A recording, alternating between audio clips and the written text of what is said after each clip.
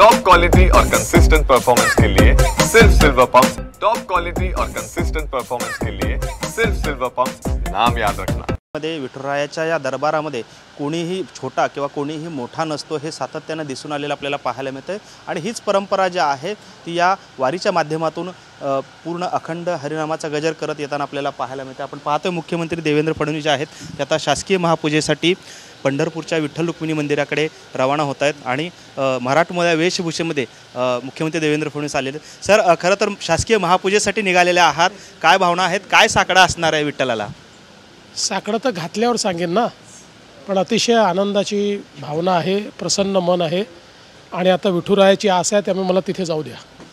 आपण पाहतोय की विठुरायाची आस जी आहे ती मला लागलेली आहे आणि मला आता तिथे जाऊ द्या, अशा पद्धतीची प्रतिक्रिया मुख्यमंत्री देवेंद्र फडणवीस यांनी दिली आपल्याला पाहायला मिळते। आपण पाहतोय मुख्यमंत्री देवेंद्र फडणवीस जे आहेत त्या ठिकाणी आता शासकीय महापूजेसाठी मार्गस्थ होताना आपल्याला पाहायला मिळत आहेत। संपूर्ण कुटुंब आता या शासकीय महापूजेसाठी या ठिकाणी मार्गस्थ होतं। आपण पाहतोय अमृता फडणवीस या देखील अतिशय मराठमोळ्या वेशभूषेमध्ये या ठिकाणी वारकऱ्याच्या वेशभूषेमध्ये दाखल झालेल्या आहेत आणि शासकीय महापूजेसाठी ते आता मार्गस्थ होताना आपल्याला पाहायला मिळत आहेत।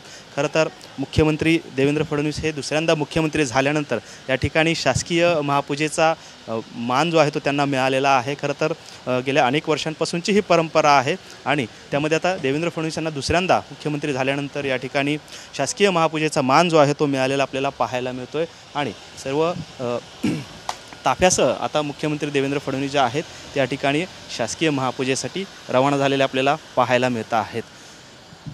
खरं तर राज्याच्या मुख्यमंत्र्यांच्या हस्ते शासकीय महापूजा ज्या आहेत या ठिकाणी पार पडत असते।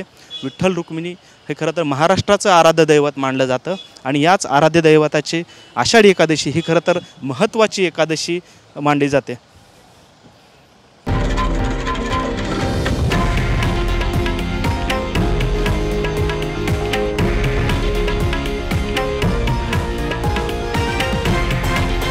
हे आहे देशातील नंबर 1 न्यूज नेटवर्क आणि आपण पाहत आहात TV9 मराठी, एकमेव।